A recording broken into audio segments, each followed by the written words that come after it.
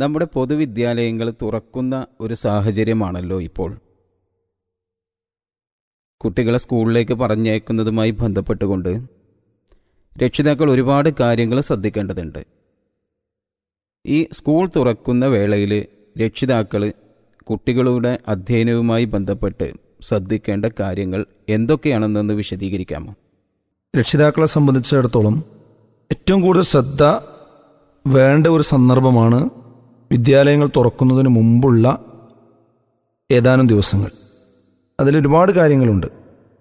അതിലേറ്റവും പ്രധാനപ്പെട്ട ഒന്ന്, കുട്ടികളെ വിദ്യാലയത്തിൽ ചേർക്കുക എന്ന് പറഞ്ഞാൽ മുമ്പ് കാലത്തൊക്കെ അത് 1-ാം ക്ലാസ്സിൽ ചേർക്കുക എന്നതായിരുന്നു.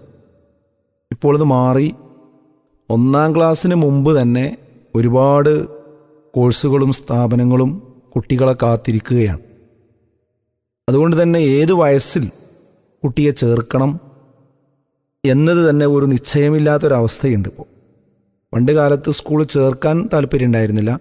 5 വയസ്സും 5 കഴിഞ്ഞ് 6ഉം 7ഉം ചില കുട്ടികൾക്കൊക്കെ 8 വയസ്സൊക്കെ ആയിട്ടാണ് പണ്ട് ചേർത്തിരുന്നത്. ചേർക്കാത്ത കുട്ടികളും ധാരാളം ഉണ്ടായിരുന്നു. എന്നാൽ അതിപ്പോൾ മാറി. ഇപ്പോഴുള്ളത് 5 എന്നുള്ളത് 4ലേക്ക് വന്ന്, പിന്നീട് 3.5ലേക്ക് വന്ന്, ഇപ്പോൾ 3-ൽ എത്തി നിൽക്കുന്നുണ്ട്. ഇനി 2.5 വയസ്സിൽ തന്നെ ചേർക്കാൻ പറ്റുമെന്നുള്ളതിനെ സംബന്ധിച്ചും പല രക്ഷിതാക്കളും ചിന്തിച്ചുകൊണ്ടിരിക്കുകയാണ്. യഥാർത്ഥത്തിൽ ഈ 2 കാഴ്ചപ്പാടും ശരിയല്ല. നമ്മളിൽ മനസ്സിലാക്കേണ്ട ഒരു കാര്യം, കുട്ടികൾ ചെറുപ്രായത്തിൽ ഉമ്മമാരുടെ അടുക്കൽ നിന്ന് ലഭിക്കേണ്ട ലാളനയും വാത്സല്യവും അതുപോലെ തന്നെ ആരോഗ്യപരമായ ശുശ്രൂഷകളും സാന്നിധ്യവും നിരന്തര സാന്നിധ്യവും ലഭിക്കുക എന്നുള്ളത് നിർബന്ധമാണ്.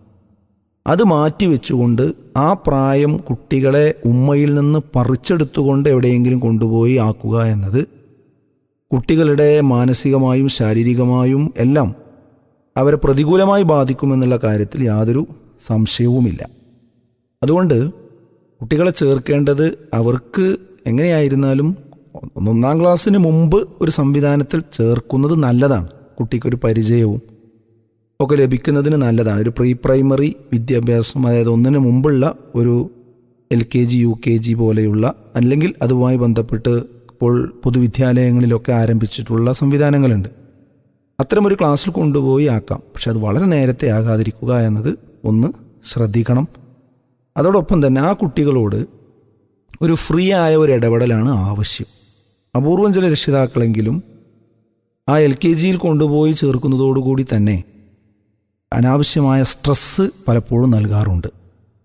അവൻ വല്ല MBBSന് കൊണ്ടുപോയി ചേർത്ത പോലെ വീട്ടിലേക്ക് വരുമ്പോൾ അവൻ്റെ പാഠപുസ്തകങ്ങളൊക്കെ എടുത്ത് അവനെ തീരെ ഒന്ന് പതറാൻ സമ്മതിക്കാത്ത രീതിയിൽ നിർബന്ധിച്ചിരുത്തി ഒരുപാട് സമയം വീട്ടിലും അത് കഴിഞ്ഞാൽ പിറ്റേ ദിവസം വിദ്യാലയത്തിലുമായി, അതായത് ഒരു കളിക്കാൻ പോലും കുട്ടിക്കൊരു ഫ്രീ മൈൻഡ് കൊടുക്കാത്ത രീതിയിൽ പ്രയാസപ്പെടുത്തുന്നൊരവസ്ഥ ഒരിക്കലും ഉണ്ടാവാൻ പാടില്ലാത്തതാണ്.